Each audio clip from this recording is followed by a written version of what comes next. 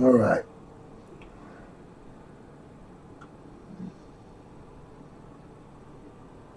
So it looks like it's kind of far behind. So, anyways, I am Mr. Buddy. Should I go by Mr. Buddy?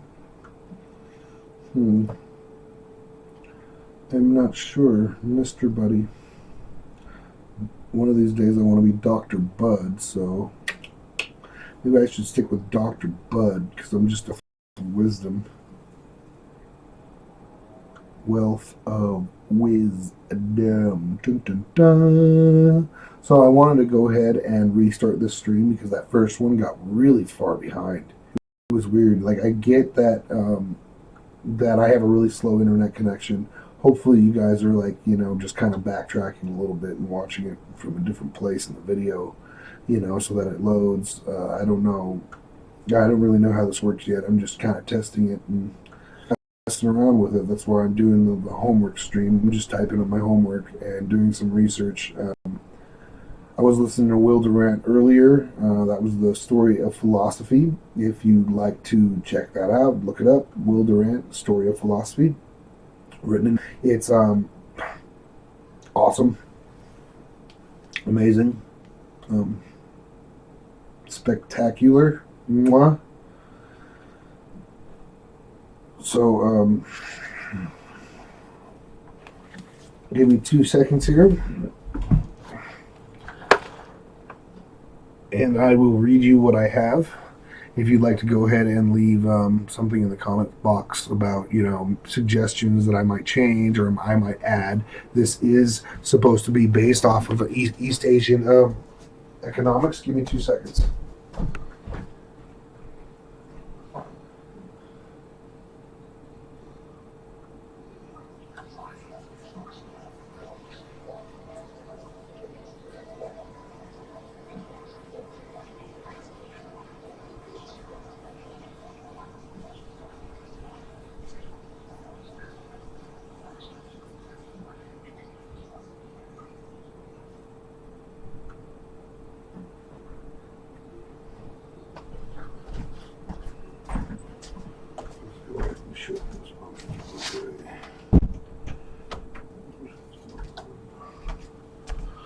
All right.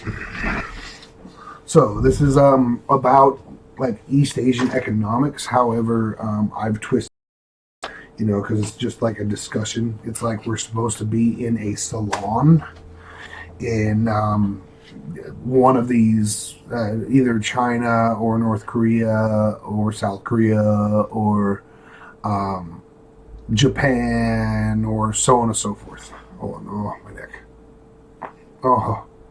Oh, yeah. Oh, good.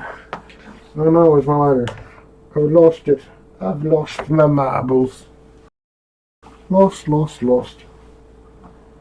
I just had it, didn't I? I get up and drop it. I always do that.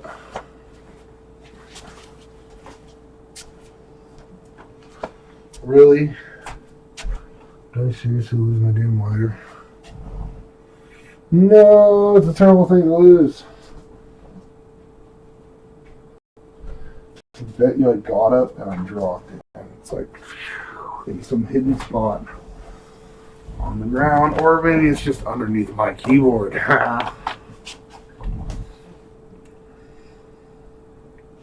Okay.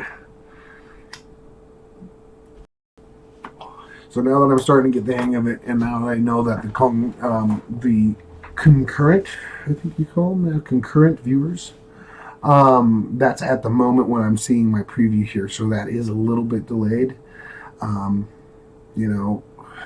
Whatever, oh well. So I'm gonna go ahead and get on with that. Read you what I got. Like I said, leave me a comment in the box if you like it, or if you think I should change something, or if I should add something. It's supposed to be, like I said, like a salon, and mine is economic development in China. So I got economics is the heartbeat of history through which all things flow. from the beginning during the Sumerian civilization, who held a socialistic form of economics where everything went through the crown and the laborers received a ration. The Industrial Revolution put an end to the internalistic national view and gave way to a global economic system. There have been every conceivable experiment with economics. However, the state in which it flourishes is that of capitalism. Today's world is much different. Here, I want to delete that whole sentence. I don't like that entire sentence right there. Let's go ahead and... Today's world is much different than that of yesterday, as the inability of the farmer to use the best machinery, profitability is again forcing them into large-scale production under capitalism or becoming an employee of the state. The small farmer no longer exists as he has traded his plow for a hand on the wheel of a tractor. Agriculture has become the industry. Agriculture has become... Oh, oops, I screwed that up. I missed something there. Agriculture has become... Change the face of economics because of the same.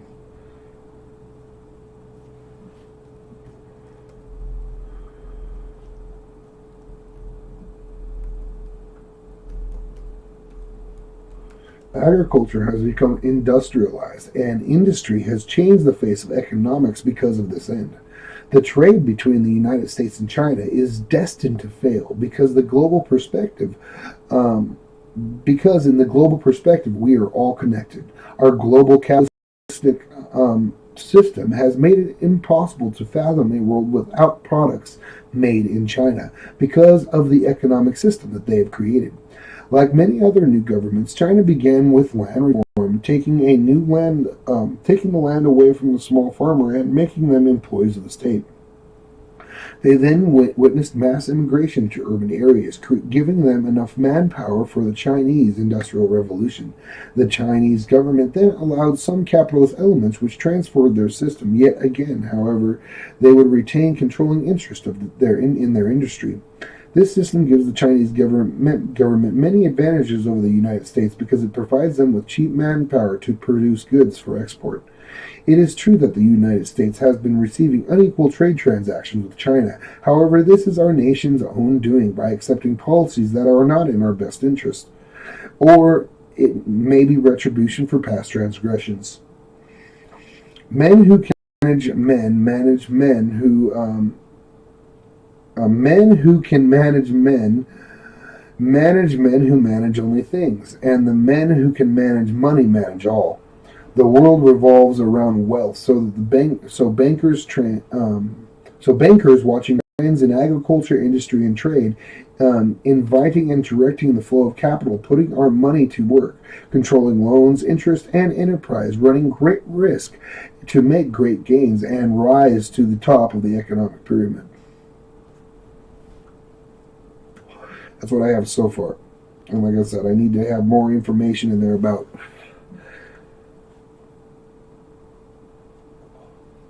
stuff like that.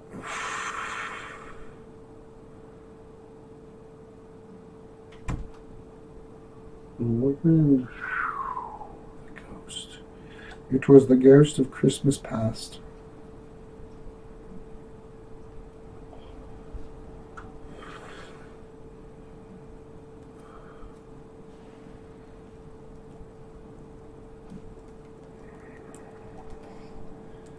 The wealthiest people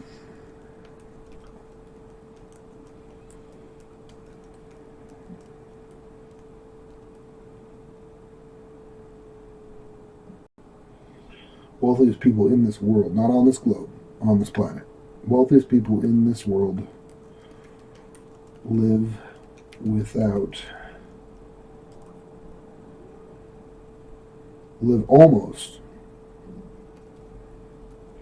nearly without national boundaries.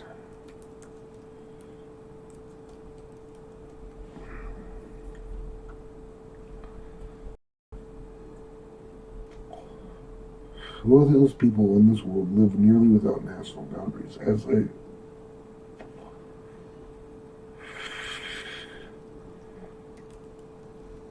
gathered such a mass of material wealth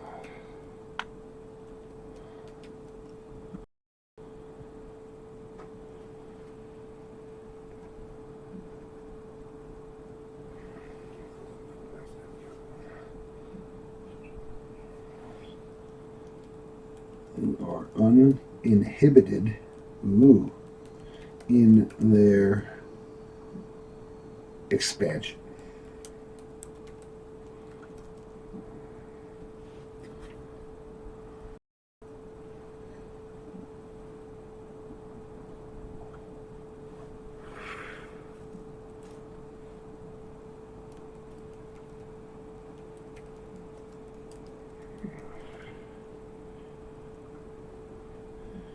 Economies can be created and destroyed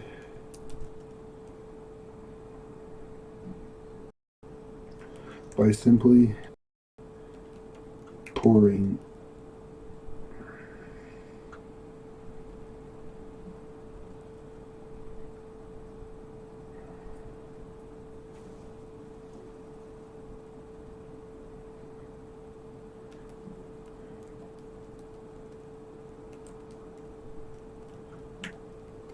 huge amounts of capital in them, then revoking it. That's interesting, right? You got to admit it's interesting. I don't know, like this stream gets behind. It's weird. I'm not getting used to it very easily, but it's better than uploading it, I guess. That's probably why my internet's going so slow, because I'm still uploading that damn video. We're only at 47%. And that's just 20 minutes.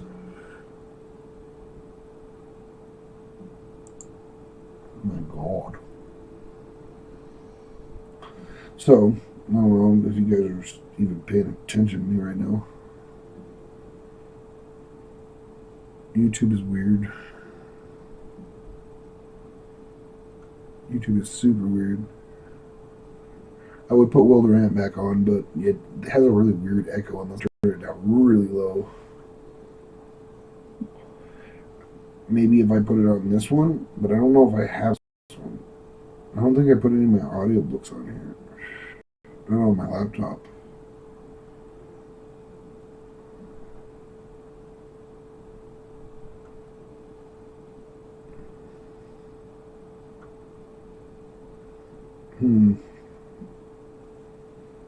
I try to switch to Twitch.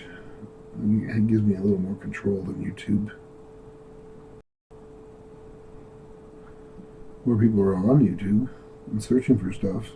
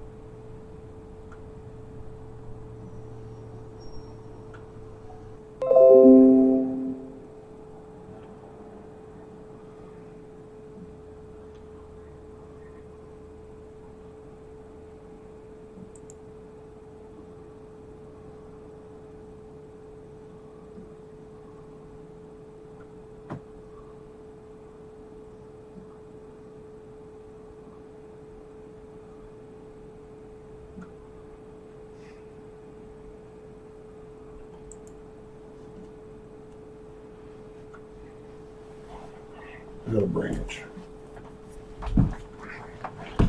Oh, just clean my ears. Oh my gosh.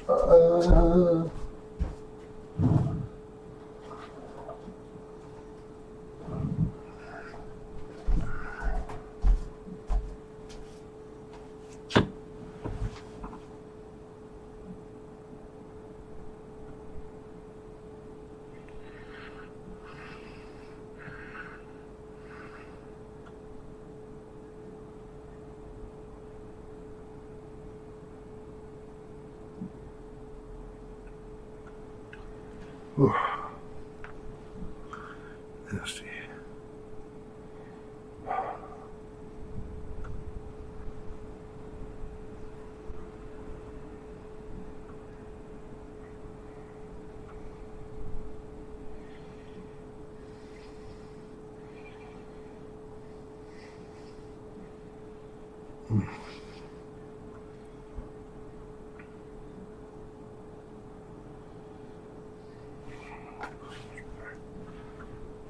It's crazy how good it feels when you clean your ears.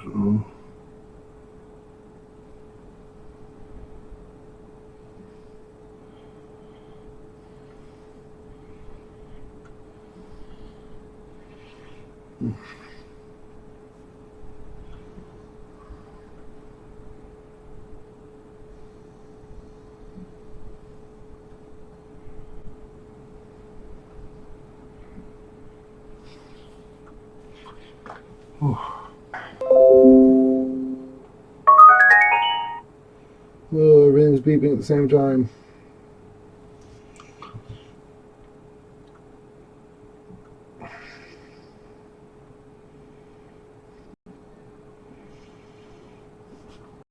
Let's go ahead and just have this thing read it. Trump's Chinese trade war could hit American farmers hard. Share this story. This story was originally published on Civil Eats.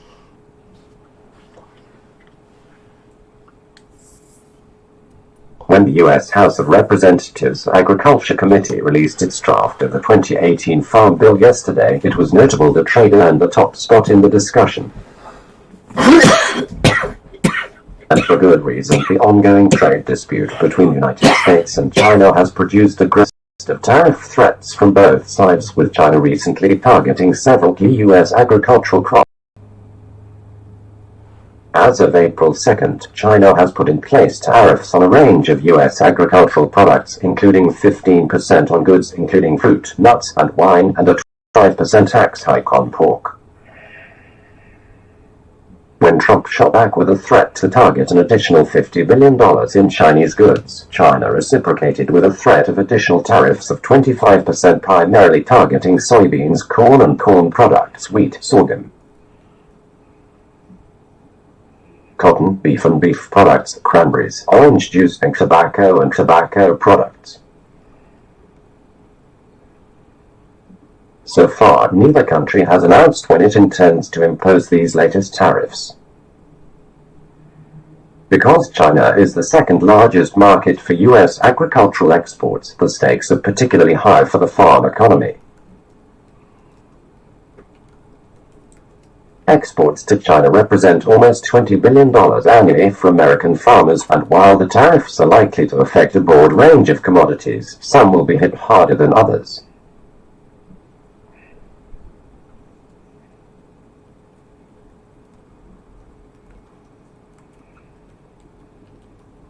Soybeans and pork are the biggest that have been mentioned. Then there will be immediate disruption of those markets, says Alan Deere.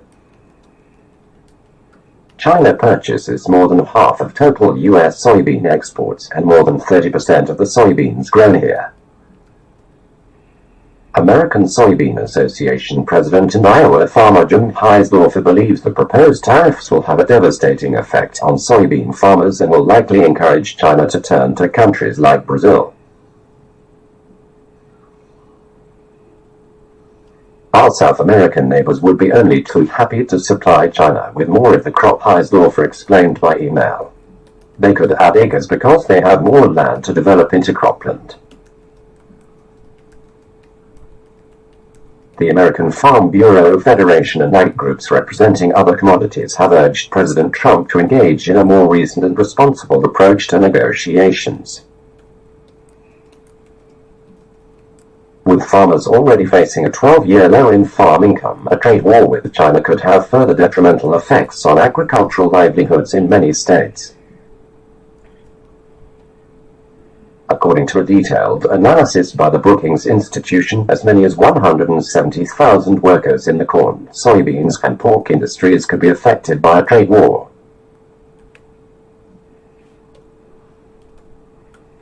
And up to 250,000 workers in specialty industries, including wineries and fruit and nut production.